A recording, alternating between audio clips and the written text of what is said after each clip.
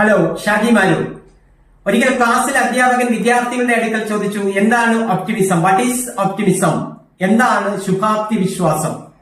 Answer പറയാതെ വിദ്യാർത്ഥികൾ അധ്യാപകന്റെ മുഖത്തേക്ക് നോക്കിയിരുന്ന സമയത്ത് അധ്യാപകൻ പറഞ്ഞു, ഞാൻ ഒരു കഥയിലൂടെ നിങ്ങൾക്ക് എന്താണ് ഒപ്റ്റിമിസം എന്ന് പരിചയപ്പെടുത്താം. കഥ ഇതാണ്.